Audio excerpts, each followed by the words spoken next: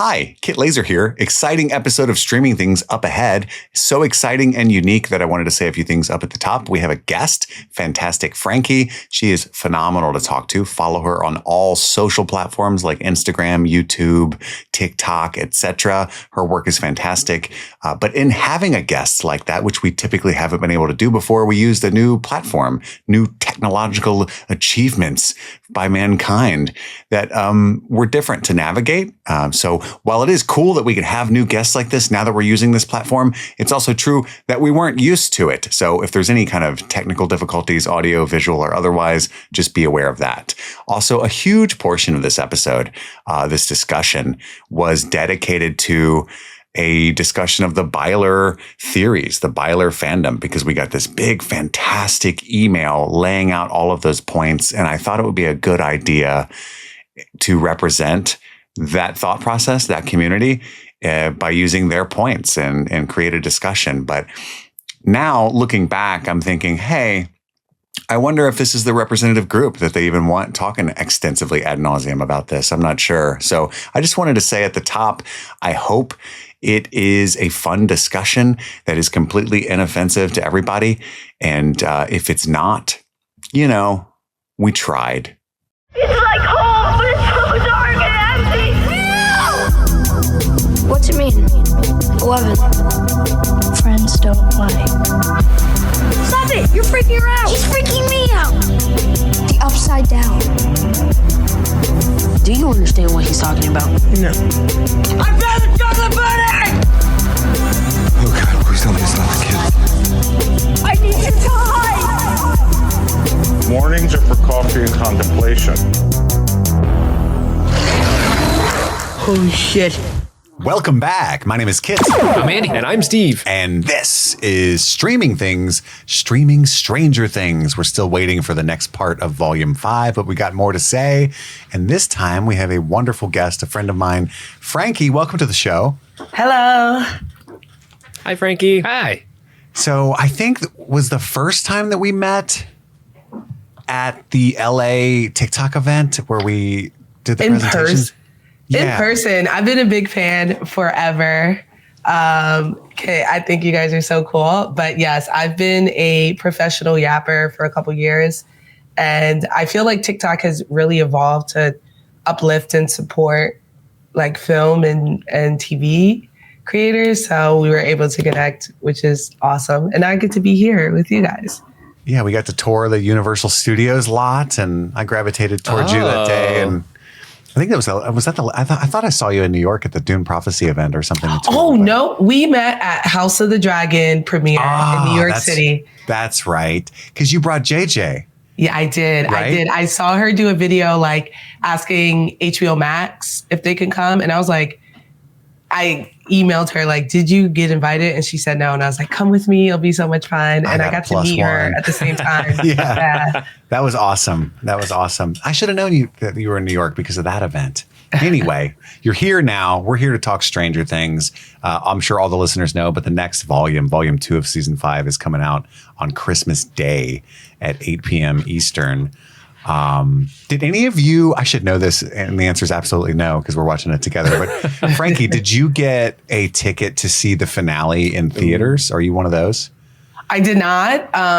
If I get offered the screener, I'd go. I don't know if I'd see it in theaters. I'd be down to go, but I'd rather see like Marty Supreme or something else. Yeah, there's a lot of Christmas stuff to see, but also like we have to take extensive notes. Like people don't. Like a lot of people have reached out, like, are you going to the theater? And I'm like, no, dude. You think I just say all that shit for off the dome? I tried to get tickets for a showing the next day just because, when do you have an opportunity to see a Netflix movie or TV show like this in theaters or movie? Yeah, right. But I tried to get tickets, and I was checking AMC because I'm an AMC person around here, and they didn't have showings at all. Cinemark did, and I'm like, I don't want to go to Cinemark. And then I checked the next day, and they had finally put up their showings, and they were all like sold out except for the handicap seats, and I'm not going to take those. Yeah. And I was like, God damn it, AMC. Yeah, they sold out super quickly, is what I'm hearing, but. I got to be able to take the notes, but that probably will be super cool seeing it in theaters. Mm-hmm. Especially you know, if you're in New York, you got like Lincoln Square. You could do that. Like, Yeah. IMAX. I wonder if it warrants the 70 mil. Like, I just feel like I put so much stake and I want to sit on ceremony when I'm in the 66 Lincoln Square Theater. Yeah. I don't know if, I don't know if Stranger Things or TV shows with TV FX budgets are supposed to be seen on screens that big. And so I wonder how that's going to translate to see that transfer. And also from what I saw in the first half, I don't know. I felt this way watching the Demon Slayer movie that just came out, where I absolutely loved it, but I can tell that it was episodes kind of split up. You know, so it really took me out of the movie going experience. So I don't want to taint my viewing experience in that way. But to your point, maybe if it's my second or third watch, I'd go ahead and take a look. Yeah, I see what you're saying. Like, give it the best chance it possibly has by watching it on the medium it's intended. But I think we can extrapolate that the Duffers have something crazy planned that they push so hard for this simultaneous theatrical release that they do feel like it warrants that big screen. There must be some kind of big old finale thing going on. You know? Oh, for sure. You Definitely got to go out with a bang. Massive action set pieces and stuff. That could be really cool, but you know, most people are watching this on their phone and they're aware of it. But on the toilet. Yeah. Monsters. So you alluded to it a little bit, but I guess, like, what's your history with the show? Have you been a big fan since 2016? And what did you think of the first part of the first volume of season 5, Frankie? Yeah, I was a huge fan of the show, especially the first season. I still see homages to 80s film and TV in this later season, but the first one was so incredible to me. I was a fan ever since. I did get a chance to watch the prequel play that's out on Broadway right now. So I'm pretty into it. I didn't read the books. Like, I know there are some spin-off comic books and things of that nature, but in terms of everything that's been on Netflix in the prequel, I'm all up to date. I'm a huge fan. And I'm a fan of some of the things that it was based on. The It franchise, the Goonies, things of that nature, E.T. I loved seeing all those references. And it's definitely very nostalgic for me as someone who really loves film and really loves Spielberg. I feel like it's a love letter to him and Stephen King. Frankie is talking my language right now. Loves E.T., loves Steven Spielberg, girl. Yeah, I think he's one of the greatest directors of our time. And I love that I feel like he's one of the few directors that just tries things. Like, his whole cinematography is so just robust. There's like West Side Story, and he has like projects that highlight Black people. Then he has like Tintin and, you know, Jaws. And I just really like when I see artists really kind of play with the Play-Doh and try different things. And I think Spielberg is definitely one of those people. Absolutely. So where would you rank, like, where are you sitting right now? Like, I think the Stranger Things fandom is divided in which seasons they kind of prefer. Like, over here, we love them all. We definitely put 2 at the bottom. As a pod, we put 3 next, but then Andy's favorite is 3. I'm an apologist for season 3. I think it's just I'm an apologist for 3 too. Yeah. I think 4 may be on the bottom for me. Really? 1 is definitely the top. 5 is up there. Maybe it's number 3 for me. I think the biggest flaw of 5 is that they didn't decide to do like a 5 or 6 year time leap. I don't know why they kept it to 18 months. When there's nothing that I could see thematically or in the story that kind of restricted them to be there. They're stuck in that town, so they could all be out of high school and still be in the same area. But it does take me out of it seeing these adults kind of read scripts that are meant for teenagers and children. Even Holly, who's like, 13, trying to play this like 6-year-old. There's a scene where her mother's yelling at her father, like, do you know how old she is? And I was like, none of us do. Actually, none of us know how old she is. Nod. We did the math on the podcast because in season 4, it's confirmed she's 6 years old because Nancy says, like, there's a 6-year-old in the house, referring to Holly. you know, the 18 months. At best, she's 8 years old, but the Duffer said they aged her up to 10 this season. So there's like a retcon going on there. And it's like, she's canonically 10 in season 5, even though that doesn't add up. Yeah. But if they had gone too far, Frankie, it wouldn't be the 80s anymore. So that's that's the only, they have to stay in that decade, I guess. They could have pumped it to the 89. I think the 90s would have been cool. I think seeing them in a different that was one of our theories, that they might end up in the 90s for the season 5. And I think that's a whole spinoff that they have planned, though. I think the show Stranger Things will become an anthology thing, and they're going to do the 90s next. That's fair. I think seeing it, you know, in tandem with Welcome to Derry, where we're watching the source material for it, and we're watching children doing, you know, the things that we're supposed to be seeing in Stranger Things, makes it a harder pill to swallow. It's just unfortunate they were released at the same time. And it really makes me remember season 1 and how much I loved watching these children just like act their butt off and, you know, have so much heart. Like, I remember the scene where Lucas was using his slingshot to fight one of the Demogorgons. And there's a moment where he gets smashed into the chalkboard, and you know, we're all cheering for Lucas. We're like, Lucas really got it with the slingshot. It was just such a hopeful, like, childish moment that we all got to experience together. And I guess the closest we got was the reveal with Will at the end of the season, like seeing him kind of harness his power. But I kind of miss those moments where I'm watching children actors. I felt like fall in love with the craft and really, you know, flex themselves, show how much agency children have and how intelligent we are, because, you know, we're so mean to children and we treat them so badly. So I love when there's things to advocate for them and to show like they're human beings with just less knowledge of the world, you know? Yeah, but they have like a full thought life that we don't acknowledge very often. But I do appreciate one part about season 5 that I appreciate is that they've, and I know we kind of made fun of this, but they aged Holly up a bit. But I do like how you get a little bit of that childlike wonder in season 5 through Holly and her age group, like with dipshit Derek, or delightful Derek, I should say. Totally. Those characters, he's delightful Derek, yes.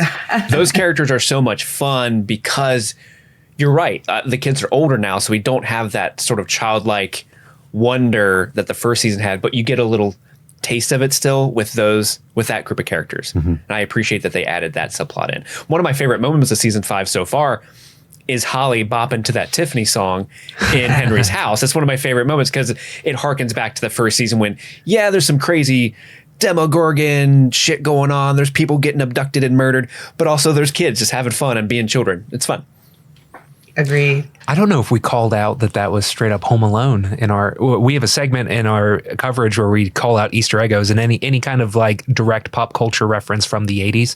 And her bouncing around the house, listening to music and cooking and stuff would have been a straight up Home Alone when he realizes that he's home alone. When he's first happy that they're gone. Yeah. Well, was Macaulay Culkin listening to a song? I can't remember if he was. He for sure was. Yeah. Even on some music when he's. It was just a Christmas song, right? I think it was Christmas music. Okay. Yeah, I think you're right. But I think it's a little bit of a shame in this. It doesn't bother me as it seems to bother a lot of people very legitimately in the fandom. I made a video that people did not like where I was like, it's not that big a deal, guys. Like, we're used to watching people in their late 20s play teenagers all the time, and never. My Peter Parker was Tobey Maguire. Exactly, that dude. And he's like a fucking creep and old, right? So it's like he's like in between takes, he's playing poker with hookers and stuff. And then Tom he's pretending. Welling was like 27 when he played Clark Kent. Smallville, yeah. Yes. Yeah. I Huge remember fan. he was like 30, but we were like, this is fine. And like we watched Dexter put on that wig and pretend he's 14, and we're like, sure. That was camp though. That was, I don't know. That I always like, I was disappointed when they recast him for the prequel. Just put the wig back on. I was like, just throw that wig on, please. But it's like, people are like, some of those kids are still only like 21 and they're playing 17-year-olds. And everybody's like, this is crazy. And I'm like, it's really not. I get that it's a little different. And a lot of people said this in my comments because you saw them grow up. And so if they cast this show, if season 5 was season 1 and they cast those actors as teenagers, probably no one would have said anything. It's different because they watched them grow up and because they waited so long between the last 2 seasons. But, the strikes, it makes sense to me that shit happened the way it did. And I think it's too that they lived their life. To your point, like they didn't just come in and they were 15, but like seeing like Millie Bobby Brown with lip filler, emote, and try to do like 11 Speak Again was very odd to me. Not enough to take me off because again, I enjoyed the show. It's not that I didn't enjoy this season. It's definitely above 3 and 4 for me. But yeah, those are definitely things that I sometimes chuckled, like watching Joyce infantilize Will as he towers over her with this baritone. And I was like, this is... Mom, I'm going to be okay. Yeah, it was so weird. And then it says different things to me. I feel like it's supposed to feel endearing that Joyce is being so protective of the child that she felt like she disappointed she wasn't there for. But I'm watching her scream at this grown man twice her size. And so it just made her seem a little erratic and like, not being able to let go in a way that wasn't normal at least, or, healthy at least, that I felt like. But I actually think that your read is the correct one on that. I think that you're supposed to be on Will's side and understand the source of her fears because he's been through so much, but also like, he's got to live his life. He's got to be, he's got to help. Let Will fly. Yeah. Let him do his thing. But because she only cares about Will. She was like, John, kill him. But that's one of the funny, we were laughing about it because there's that scene where Will's like, I can do it. She's like, no, Will, you can't. Jonathan, you're up. You can die. I'm okay if you go. He reminds me of Lonnie. I don't like him. He's got Lonnie's eyes. And he's kind of a pervert. Something about him. When everyone was talking about like, I hope Steve doesn't die, I was like, maybe John in his place, I'd be fine with it. I don't. 1,000%. I just don't. He honestly does nothing. Agreed. He hasn't done anything since like season 2, and that was just to like cheer Will on. Well, that was why Joyce told him to go man the satellites. Like, we need you to do something, dude. Yeah. And even that, he was like, I'm not confident I can work that crank. Like, he was all nervous. Yeah. So, hey, we're going to miss you, Jonathan, but will we? I don't think so. Yeah. I don't think so. Do you have any big predictions for how you think, I guess volume 2 specifically, but the rest of season 5 might go that you want to drop on the world? Man, I'm not big prediction heavy, but I am excited. I am excited to see like a huge team up between, I guess, the Experiments and Will. Now that he's harnessed his power, now that 8 is back, which thank God, I was so happy that we turned back into the story. I don't know why people shit on that episode so badly. I love that episode. You're speaking our language. It's such a good episode. The kids don't understand. They're not here for it. And I think some of it too is the rush of it. The streaming model keeping episodes at 8 to 12 makes it where whenever we're developing people outside of things that immediately push forward the plot, it feels like we're wasting time. And in some ways, we're right. It is because we don't have time to, commit to the plot if we're committing to the characters. But it's a shame because that's what made TV great. I'm a huge CW Arrowverse advocate. And while there were flaws, with the Arrowverse, I think just Andy was a big fan of Arrow. Oh, it's so much fun. Arrow's good, yeah. It's so much fun. But even like shows like Supernatural that were also like 22 episode, fantasy shows, you get time to dedicate just to characters, to understand the characters, so that when they make decisions later, when there are reveals later, when we see how they fit in the plot, there's a connection there. And I really love learning that there were other children that survived. I loved, Elle gaining her confidence and learning herself.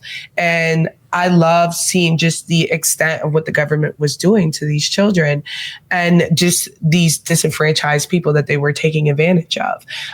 So I'm glad they touched back on it. And I think there's so many ways that could be explored. I'm really excited. I'm hoping Elle gets the confidence. I want Elle speak out. It was cute at the beginning. She's been around people, going to school, talking to people every day for now 4 years. Mm-hmm. She knows how to speak now. She knows English. You know what I mean? And that's it's not an accent. You don't want to go back to the first square? The first the first square?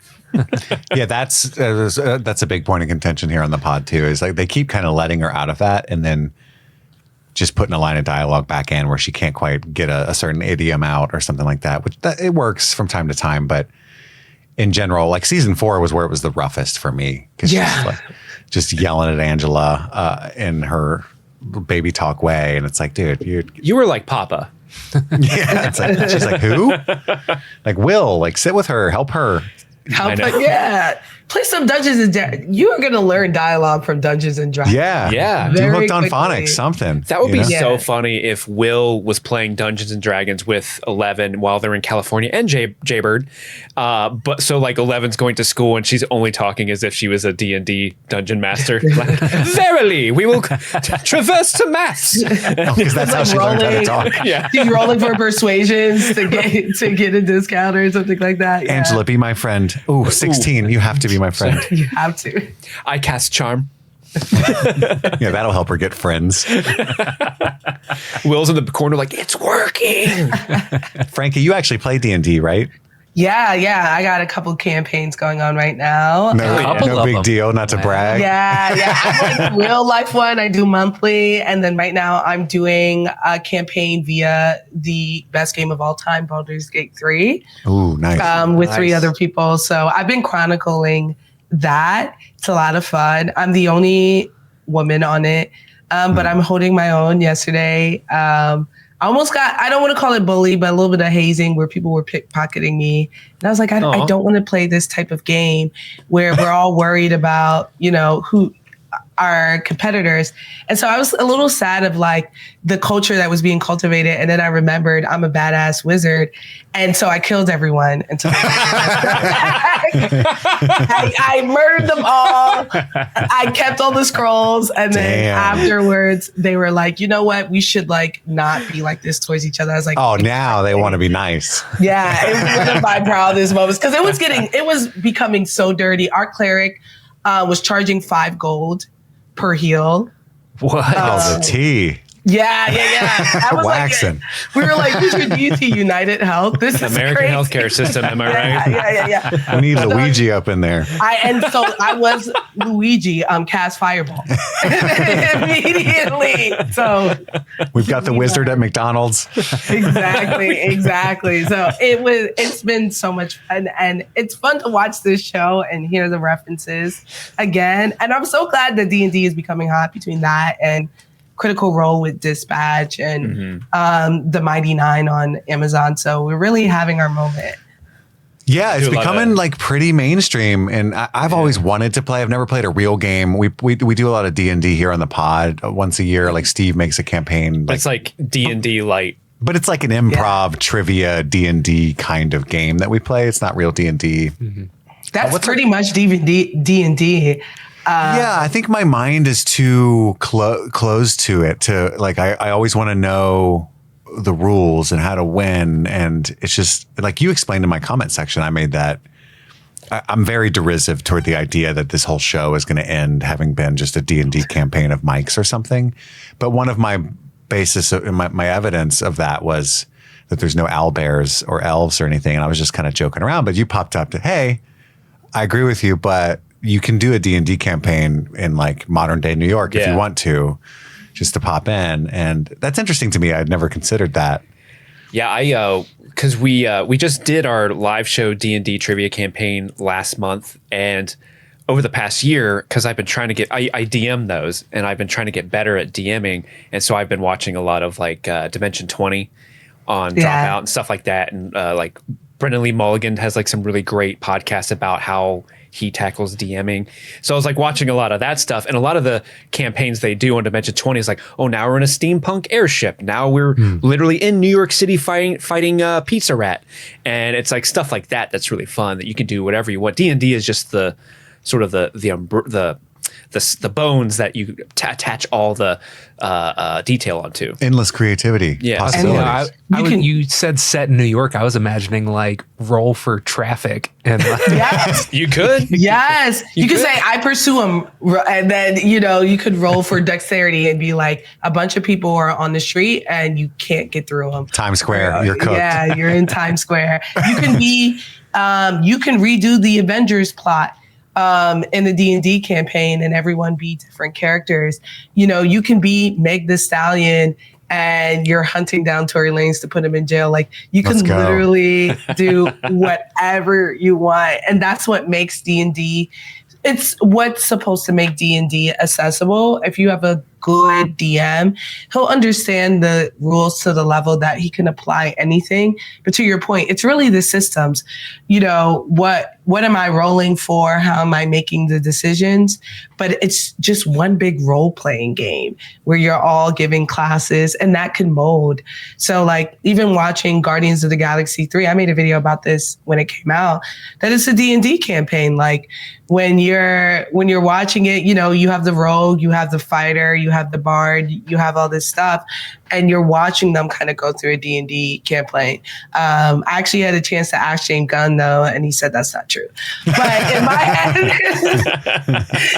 it was. In my head, yeah, it doesn't change anything. Death of the author. Yeah, exactly. Take that, James. Stream Fiends, it's December, the month of twinkling lights, year-end reflections, and a calendar full of absolute chaos. But before we wrap up today's episode, we want to give a huge thank you to everyone who supports Streaming Things on Patreon. Whether you're tossing in $1 or going full super patron, your support means the world to us, and it keeps this show alive. But as always, we want to give a special shout out to our super patrons, those amazing folks who contribute $25 or more each month. You go above and beyond, and we are endlessly grateful. So thank you to Aaron Armstrong, A.K. Ashley Ray, Albus Stinkpot, Alexis Adler, Anthony Corona, Apple of Andy's Az, Arson Wells, Ashley Powers, Bloff Pum, Brett X, Brianna Williams, Kaylee Sampson, Daniel Pack, Elbander, Emmy, East Graymo, Haley B, Hootie Hoo, Jay Rich, Jeanette Murphy, Jen Robinson, Jer, Jim E, Joe True, Joe Velez, John Collins, Josh Stitch, Jay Scramo, Just Liz Calabria, Justin, Jadinklage Morgoon, Kalisha Reeves, Katie, Lady Trashley, Lil Tickler, Mandy Joe, Maddlestat, Mitchell, Narvel Toughnuts, Nice Guy Eddie, Paula Garcia, Beaches, Rabbit Dog in a Barbie Car, Rebellious Angel, Sean Callahan, Sean Myers, Sun Loving Mortal, Suzanne Road, Susie Callahan, Svento7, Taloon, Trisha Bueller, Upside Down Canuck, Xander Barbarian, Casey McCain, and Enza. Thank you all so much for supporting the show, and let's get back to the episode. Okay, let's get to it. One of the big things I want to talk about today is it's a big point of contention in the fandom, but it shouldn't be. Andy said it best when we addressed it last time. Whatever you see in the text, whatever means anything to you, it's there because you say it's there. It is fun to talk about, but the reason I want to bring it back up, Frankie's here now, but also we got a lot of really great messages and emails, but I want to talk about Byler. I personally, I think in retrospect, was overly dismissive. And I'm not talking about anyone specifically because we got some messages in our fan Discord, but also like emails and DMs and any ways you can take to contact us have been used. And a lot of people were just like, I actually agree with you. I don't think it's a thing, but I think you could have been more gracious in acknowledging that it's okay to think it's a thing. You know what I mean? Or like the evidence that they're seeing. So I got a wonderful email I do want to read. But before I do that, where are you at with the ships in this fandom? Byler specifically, or any others that you're, are you Stancy or Jancy or Team Single Nancy or Thruple? Where are you at, Frankie, with all this, the important stuff? Single Nancy leaning towards Steve. Okay. For sure. Especially after that whole thing where Steve is like yelling at Jonathan, and Jonathan is like, "Don't tell me how to be a good boyfriend." I'm like, he's telling him like basic human things to how to treat this woman. But she does seem very miserable. So I'd love for her to be single and explore herself. Yeah. And Byler, is that what it is? Byers? Yeah. Will and Mike is Byler. Byler. Because it's Byers and Wheeler. I love the thought of it being unrequited. And I think that that's, you know, a really real feeling that a lot of queer people had to experience, specifically in like the 80s. And I love that being explored. I don't need them to date.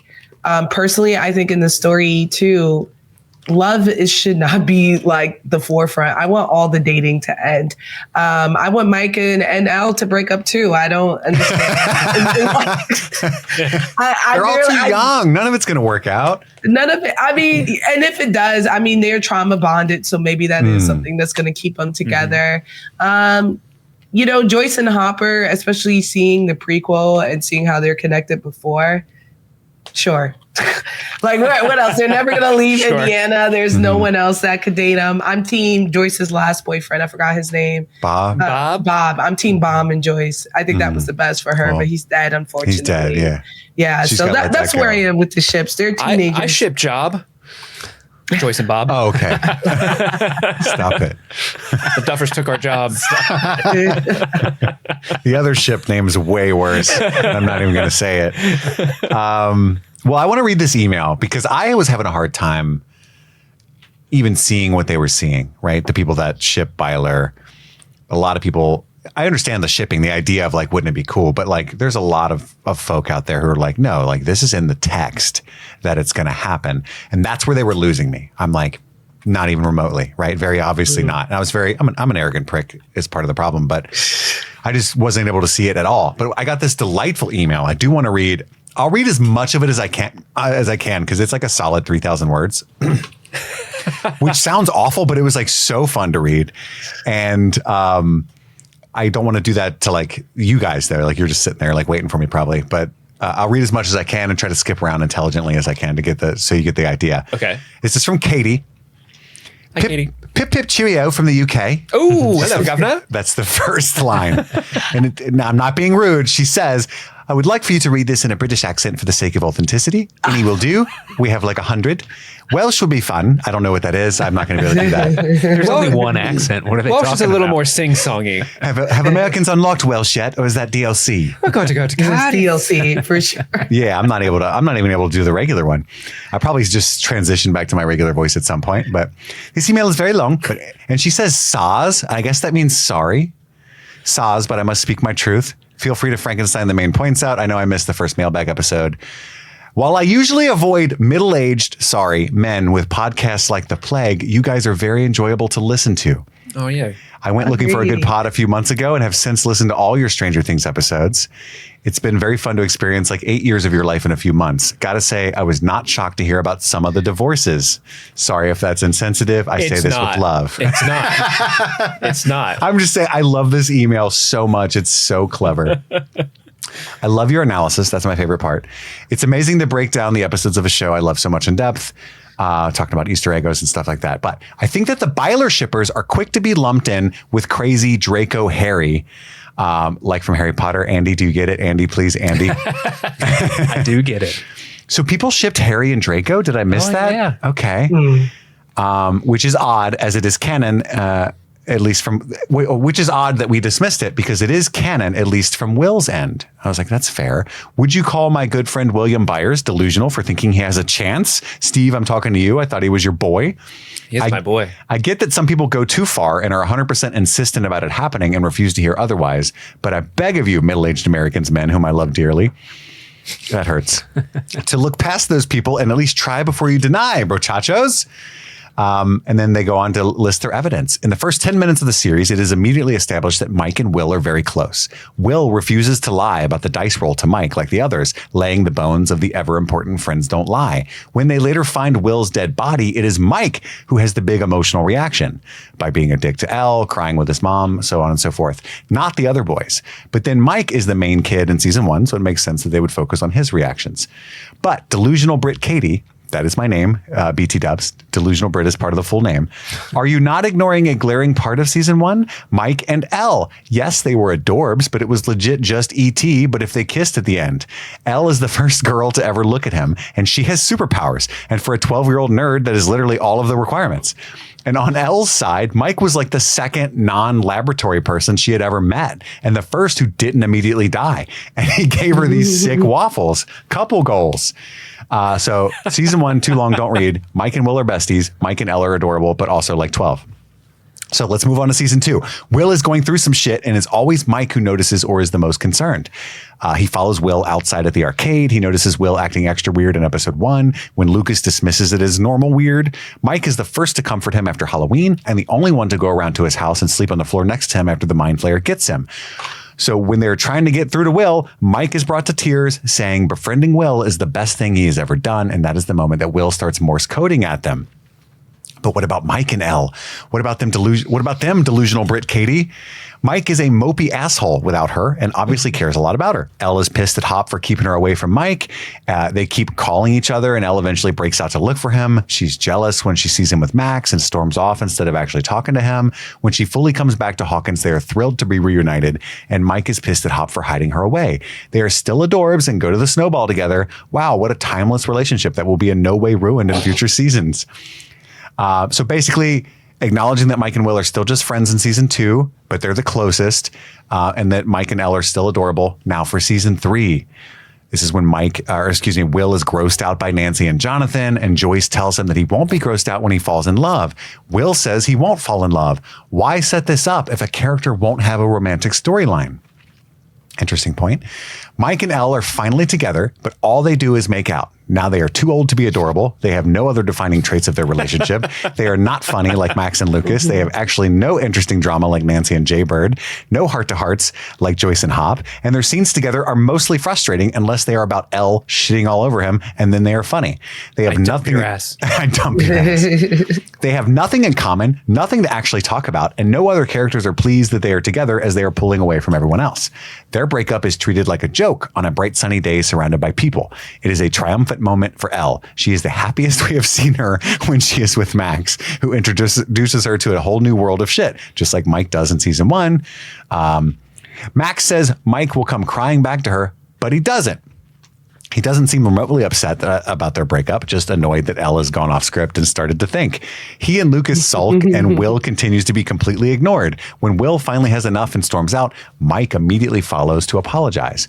But instead the two argue. Will is upset that Mike is pulling away from the rest of the party and focusing on Elle, bringing up that he doesn't give two shits about Dustin. This strikes a nerve with Mike, who shits on Will for his lack of interest in girls. Will, who has been bullied for years about being queer by his dad, bullies at school, and now by Mike too. Mike knows immediately he has gone too far and backtracks, saying that they're going to have to grow up and cannot play D&D in the basement forever. Projecting much, Mike? Have we seen season 4? Will runs off crying, and Mike goes chasing after him in the pouring rain to the other side of town. Will is the one who gets Max's description of the post-breakup girlfriend treatment, not Elle. The Will and Mike breakup is an intimate moment between them only, happening in the rain. It is a serious emotional moment, followed by one of the most genuinely gut-wrenching scenes of the whole season as he destroys Castle Byers. Agreed.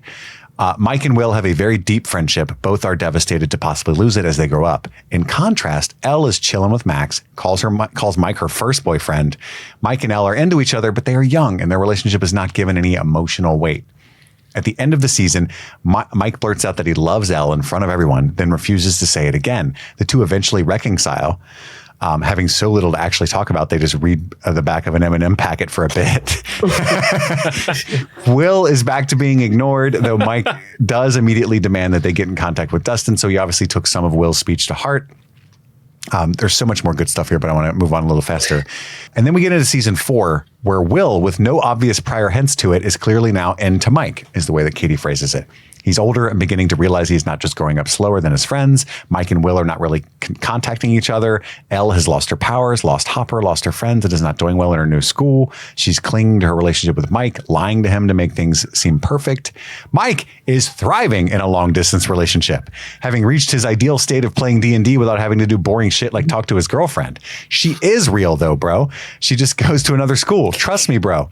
He corrects her grammar and spelling and letters like the dickwad he is. In his defense, that has got to be super annoying. And while bragging about how cool her superpowers are, because did you know his girlfriend has superpowers? Katie basically goes on to say that Mike basically just has like a power fantasy, and now that Will has powers, he'll be super into him. That was the last thing he needed. That's the most fair thing I've ever heard. Of all of it, most of it I was like that, but that is the biggest. I guess if we're seeing Mike as someone who just likes power, then sure, his connection to Will. But then Elle is gonna, I think, level up. So how's he gonna compete? Exactly. I do hope that. I agree with the idea that maybe Mike and Elle end up splitting up. I'm still not sold on a Byler ending, but here's the other thing that the Byler thing kind of makes me laugh about is you read all of that. Everything is so great. Those are valid points, all of them. That's the person you want Will to end up with, guys. Right. I'm on Will's side. I love that boy. Protect him at all costs. I'm so glad he's finding himself and becoming powerful. He's a fucking sorcerer now. He's so much better than Mike fucking Wheeler. That's who you want him to be stuck with? Come on. And I think it's interesting. She started the email saying, like, would we say that Will is delusional? Like, that's not fair. That's how we describe people in love, especially when it's unrequited. We describe ourselves like that. Like, they'll say, call me Delulu, but I'm in love with this person. He's going to be my man. We've seen this trope with women in heterosexual relationships for so long, where they kind of start writing the name of this guy that they like, knowing that, you know, it's unrequited. They're a nerd, whatever. They're wearing glasses. So obviously they can't be loved. And so that is something that we've seen for a very long time. And I think we're seeing what is especially an 80s trope of delusional one-sided love being on this child. And it's funny, a lot of the things she's talking about, the relationship between Mike and Will and how pure and how much Mike clearly perhaps cares more about Will than Elle, to me just signifies the nature of male relationships overall, especially in the 80s, especially with that generation where male friendships are put on a pedestal over their romantic friendships. There's a saying for that I don't want to say. Yeah, exactly. And I think about this moment. I watched Lord of the Rings for the first time about 2 years ago. Damn. Emotional wreck. Yeah, I went through it, and it was emotional. And then like 2 months later, I saw Dune 2 for the first time in IMAX, and I was like, "Oh, you had a year!" Wow. It was insane. It was insane. But I remember one of the things I pulled out at the ending when Frodo decides, in my mind, to kill himself. But beforehand, he makes sure Sam is okay and he does all that stuff. And, you know, I made this video about how Sam and Frodo clearly were in love. And the first thing that people were telling me, like, this is what male friendships look like. And that if they're in love, it taints the relationship that they're in. And it signified to me, it was mostly men saying it, that romantic love and platonic love are mutually exclusive for a lot of them. And even though they should overlap, for a lot of people, that's not true. And I think particularly when we're looking at children in the generation and how they were raised, which context matters.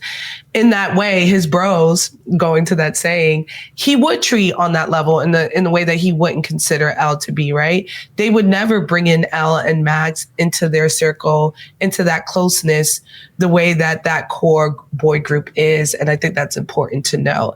And yeah, I think the delusion is a tragedy, and something that even when, Robin sees when she catches that glimpse of him, like longingly looking after Mike, you know, she's heartbroken. She's devastated because she knows how that feels. She's been in situations where, you know, she's loved someone who's clearly heterosexual.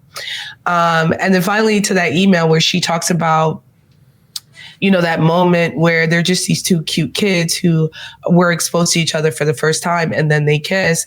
Yeah, that's the difference, is that they had that inkling, they had that attraction to kiss.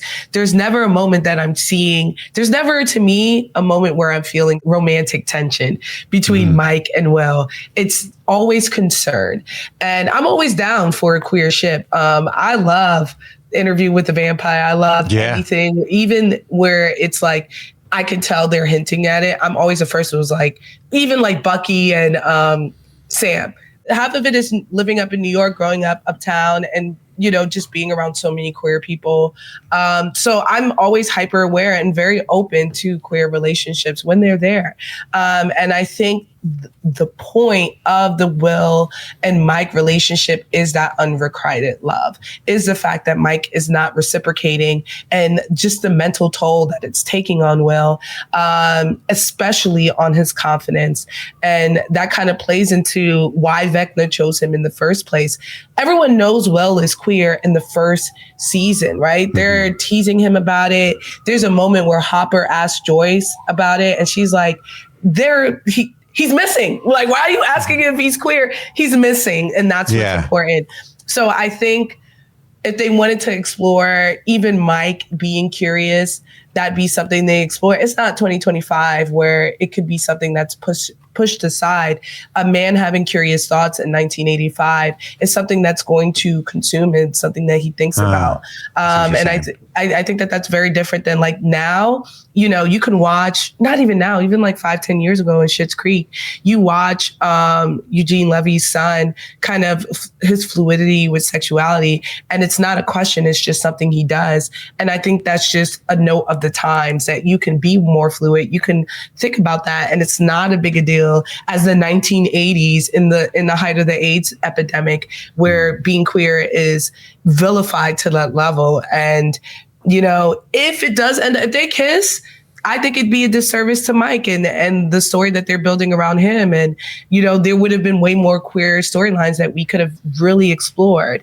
And I'm always down for some queerness in the show, but not when it's without care, No, I love that. And you brought up kind of our interpretation, certainly mine, but of the conversation Robin had with Will about equating that Mike is Will's Tammy, which I maintain is like very obviously what that scene is. But Katie addresses that here, and many Byler shippers have as well.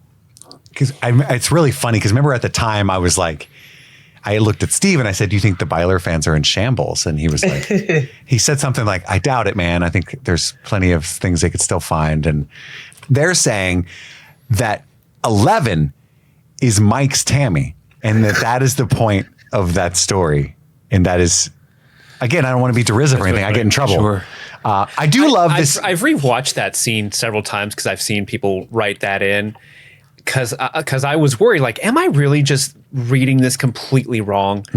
Because a lot of people are like, it's not for you, you're not going to get it. But usually if something's not for me, I can tell there's a thing. And it was like, oh, I don't understand that thing, but I'm picked up on it. Yeah. And I wasn't picking up on a thing. Yeah. So I've rewatched that scene several times, and like, I still don't get it. Because like, to me, Robin is saying what we have said before. And even before that, she has a conversation with Will where she's like, he asked, "How did you know?" And she's like, "Well, flirting, a snowball becomes an avalanche." And you see Will try to initiate an avalanche where he kind of pokes Mike in the chest, like, "Oh, Mike, stop it," and like pokes him, and Mike just is oblivious, and just walks off. And then you can see Will read that moment like, "Oh no, it didn't become an avalanche." And then it cuts to Robin clocking that. And again, I'm not saying that I'm 100% right, because I've always said that in the next 3 episodes they can completely shift gears and start making this more obvious and start Game of Thrones on us. with Danny. I wouldn't say that, because I think that's not a good thing for them to do. But I think if they were like, okay, these points that Katie had in their email, make that much more to the surface, because a lot of these theories are, again, based off Will's point of view. And I'm not saying you're wrong. I'm just saying I'm not getting it. And Katie was the first one to ever actually send a bunch of detailed lists of what they're seeing. I got to see what they're seeing. And I appreciated that so much, because it's like, okay, now I have that point of view now. I don't necessarily agree with it, but I get where you're coming from. I want to say too, I want to interject a second, because I know sometimes I think I was a little derisive and I'm the one that used the word delusional, which is why Katie's using it in this email, which was insulting. I can see that. But I just want to point out something. I'm in fandom spaces, not just on this podcast, but all over the internet. And I actually have much bigger audiences in some places. And I just want to remind people that might be a little ticked off about how I approach this at times with how I get approached by people in other camps is very mean and derisive. So sometimes I might like react in a way that's like, because I've been being bullied all week. So for instance, with the Byler stuff, people have called me a fucking idiot and I need to take a screenwriting course because I don't see it this way. L is obviously Tammy because you're dumb and you don't know how to watch TV. And so then I come on the mic like, all right, motherfuckers, but I don't mean to be that way. But I'm with you, Steve. Like, I think talking about media literacy, like you see Robin clock the interaction between Mike and Will. She gets a sad look on her face that's pensive and goes down in the tunnel and then stops him like, hey, my boy, you know, like it's so very obvious that she wants to talk about what she just saw. Yeah. You know, and we also, it's funny that people bring up screenwriting classes because even if you dissect those scenes as someone who knows anything about screenwriting, you know, things are not introduced to people that aren't a part of whatever they're trying to say. So like in this case, if Tammy is supposed to be L, why would L or Mike would have had to overhear that conversation in the storytelling sense, right? If someone came to you advice and then I told you like, this is something that made me realize this wasn't for me, you know, unless you're in love, your immediate thought is like, dang, is Mike my Tammy? Why would you assign that to someone who's not even in the story? Telling that story to Will so that he can not give up doesn't make sense. You get what I'm saying? Yeah. I mean, especially at that age, it's possible that Will might feel that way, but I just don't see it in the text. Like when I was his age, I thought I would end up with Kirsten Dunst after watching Spider-Man. You know what I mean? I was like, we are meant to be together. You can fight Jesse Plemons. Oh, for sure. I think you have a chance. I think you got it. I don't know if that's delusion enough, but I've grown a lot now and I understand that I'm like a thruple might be possible and I'm okay with that. Show her your sleeve. Show her your sleeve. Exactly. Absolutely. Yeah. I think it's really important for people to like shipping communities in general. I think it's not always a prediction, right? As much as it is just a engagement with the fandom. And this is me projecting a relationship on two characters that I love, and I'm invested in this character. I'm invested in each of them individually, and I do see some of this evidence, and therefore I ship this. I think that would be fun. And I think where we get lost in the weeds a little bit is sometimes some of these people for sure, like it's definitely in the text, it's gonna happen. And to those people I say, I don't think so, but it's valid that you see it that way. But I feel like in general in fandoms, like those people that are like, oh, Harry and Hermione should have been together, or Harry and Draco or whoever. It's not even necessarily I would have taken either or. This is what it has to be. It's more of a how fun is that to think about, you know? Absolutely. And I think that's the most valid takeaway from it, at least for me, is like, yeah, totally. That would be fun. I don't think it's there, but I think it would be fun, you know? And I think Katie does a good job. I want to read a couple. I think really Katie also things. forgot when E.T. and Elliot kissed at the end. Elliot. I love this bit. Katie's talking about that scene in season 4 where famously Will looks out the window and cries after kind of like wingmanning 11, you know. But she says, Mike is talking about how he feels like Elle doesn't love him, and Will gives him Chekhov's painting.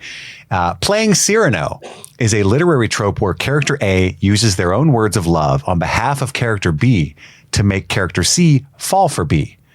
But when C discovers the truth, it is A they fall for, not B. And I thought this was one of the most interesting parts of the email. The glasses. It was famously used in It. Ben gives Bev a poem. She thinks it's from Bill, kisses Bill, find out it's from Ben, and ends up with Ben. And if we know one thing about the Duffers, it's they fucking love Stephen King. In this case, Will gives Mike a painting based on his own love for Mike, claiming it was Elle who wanted him to make it to show her love for Mike.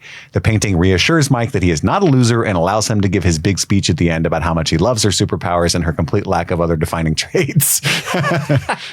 Dang. Anyway, they say a bunch more funny jokes. It's only natural that the Cyrano trope will play itself out fully. Mike finds out Elle had no part in the painting, realizes that it was Will's love giving him strength to act as a leader, as the heart, and ends up with Will. Again, that's a fun really good read, right? Yeah, I think it's the opposite. Mike knows there's no way Elle drew that painting. I think there's no way. Mike knows that Will is an artist. That's canonically something everyone knows.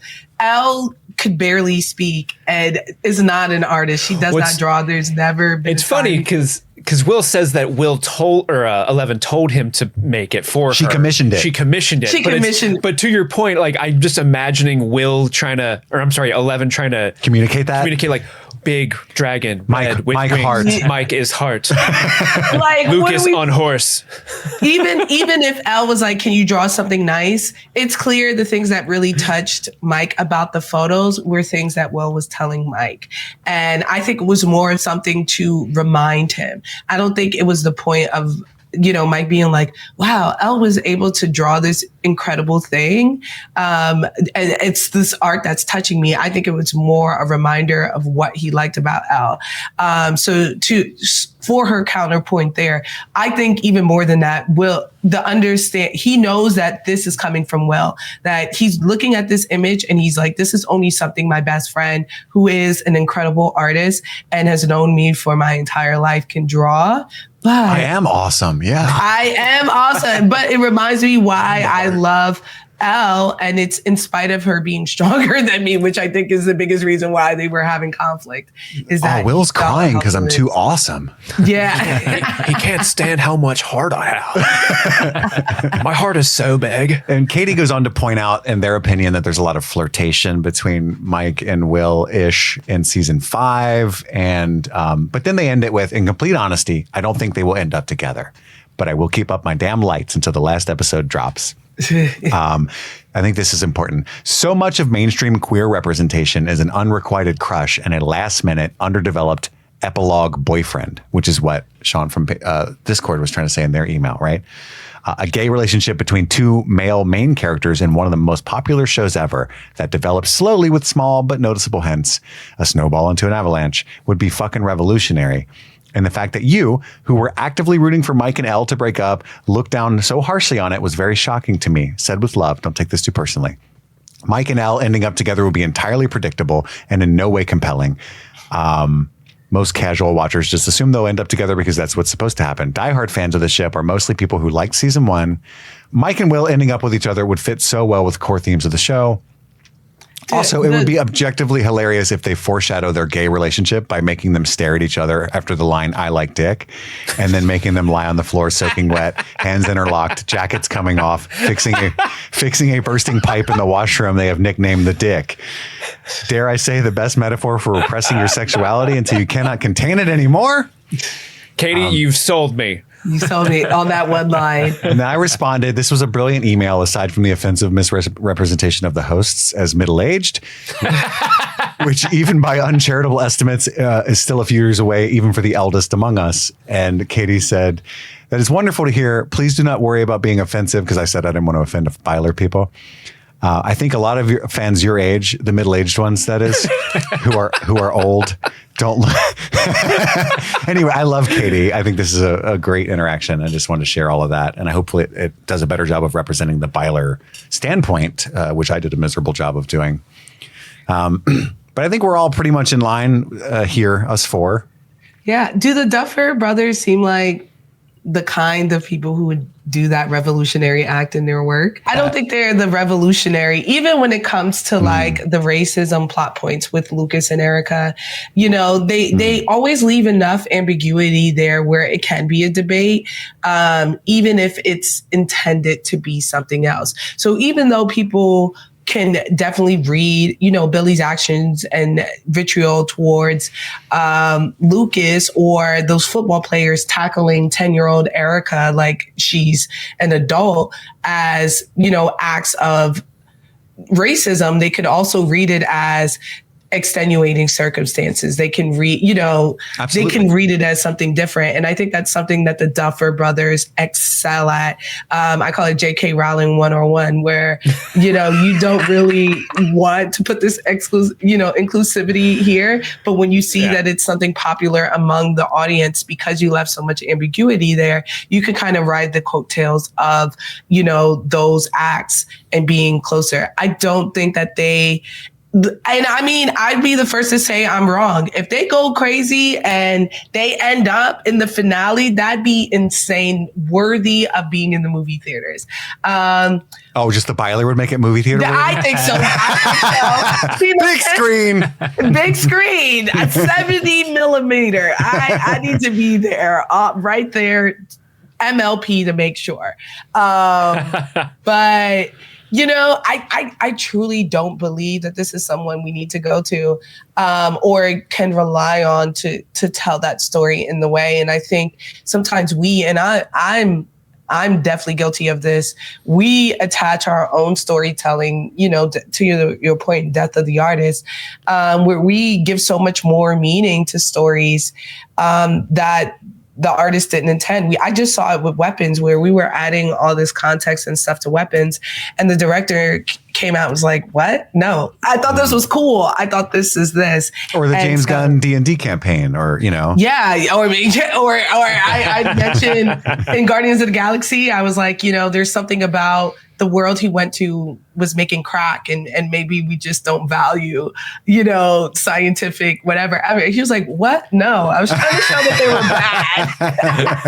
The crack was supposed to be bad for you. I was like, I think it's impressive to be able to make crack. If you're not, there's not even any Pyrex there. What is it? that is science. These are science. I watched Breaking Bad. There's a lot of talent to make crack, but sometimes we read into things because we love a piece of media so much.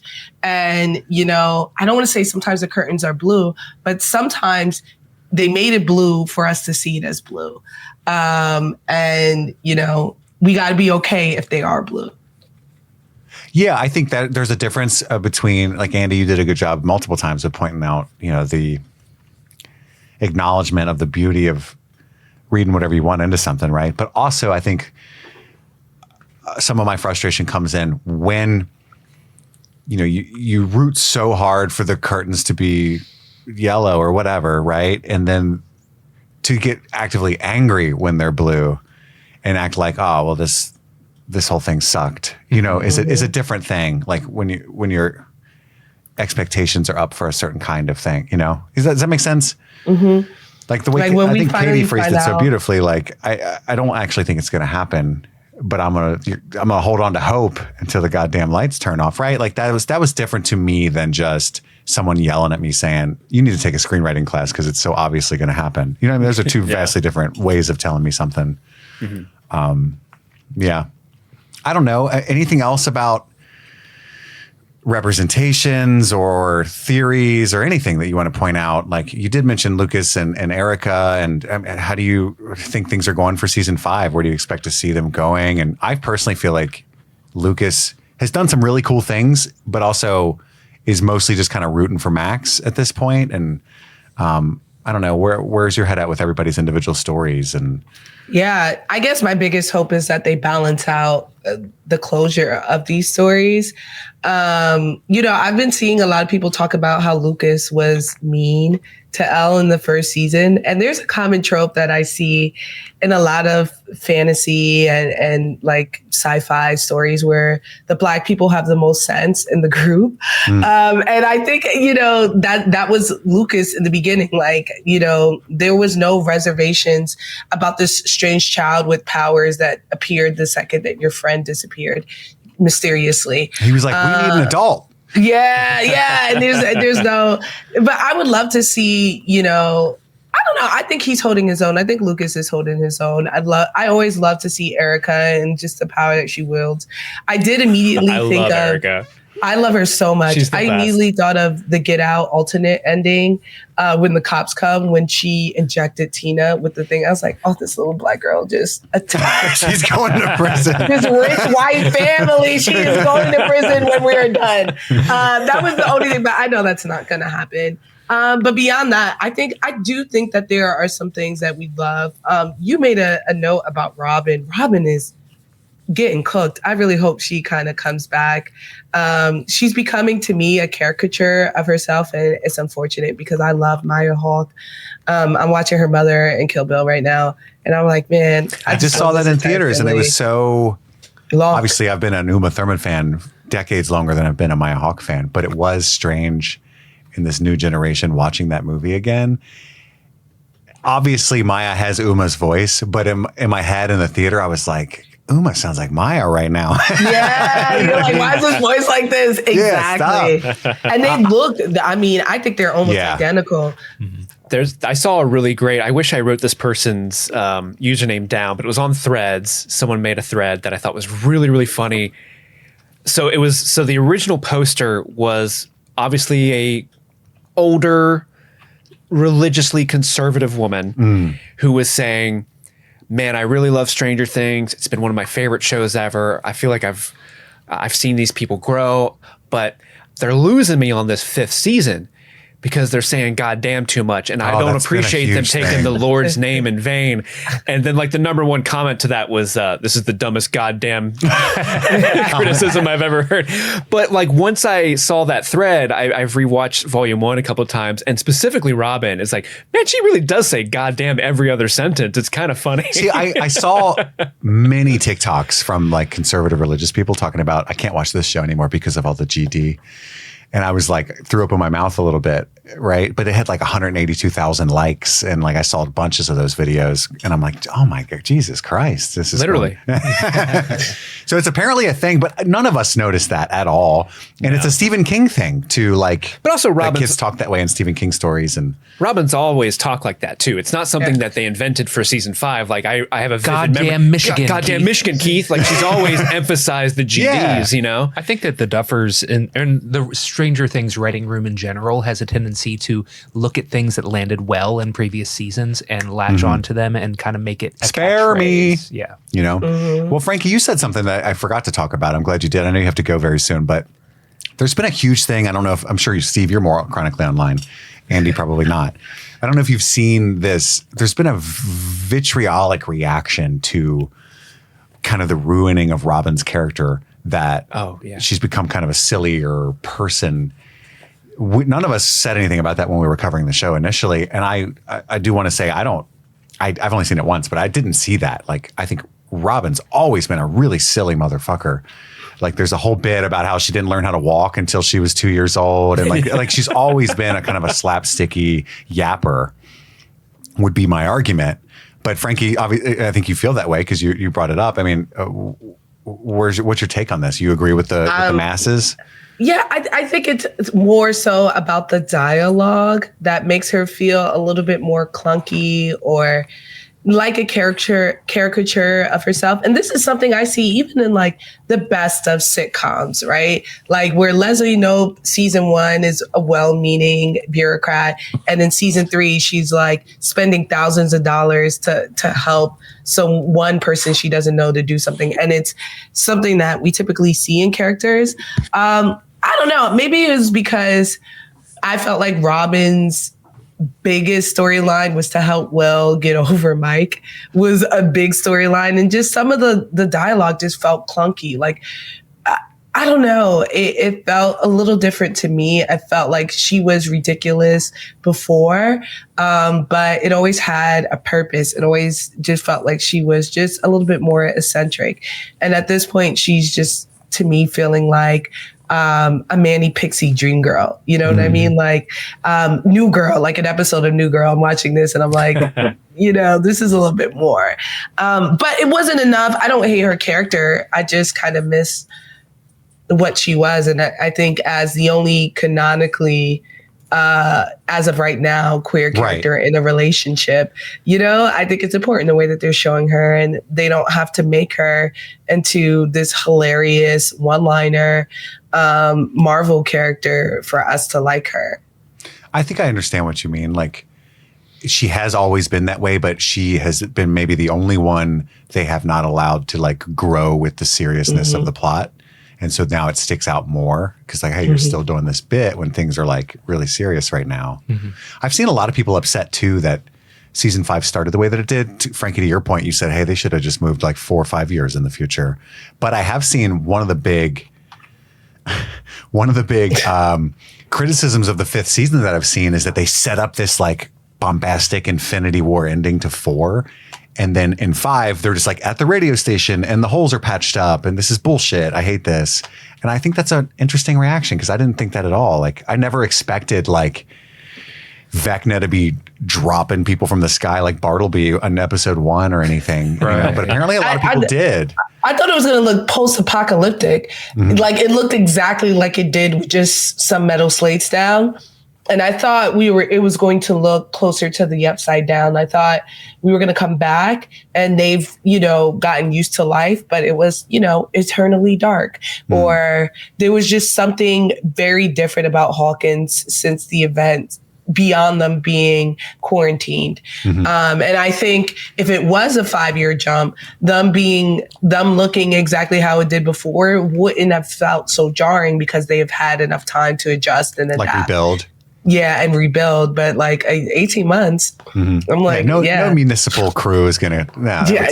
You get things approved in 18 months. What? Unless Leslie Knope was there. Hey, you get the government in there. Government will do it if they really want to. And I saw a lot of people too. Like, why don't they just go through, like, lift up one of those metal plates to go to the Upside Down? I don't think that goes to the Upside Down. I think that's just like a crack in the earth. I don't think it's a portal. Yeah.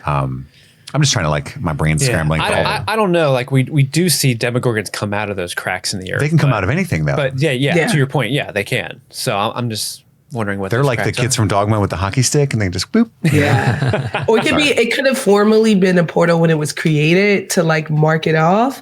But is no longer activated. But I could imagine like Demogorgons being like, oh, this is an easy place that's already been open to go back to. Yeah. I can't think of any other big protests that listeners have written in since our mailbag. But Frankie, thank you so much for coming out. It's such a pleasure to have you. This is so cool. No, you're welcome here anytime. You've been wonderful to have on the show. We talk about House of the Dragon. We talk about Severance. We're doing Night of the Seven Kingdoms soon. Maybe Breaking Bad. I don't know. Like, we got a lot of stuff. You get Pluribus. Yeah, I know. I love Pluribus. Friend of the show, admin of the show, mother of the show, wife of Steve, Erica.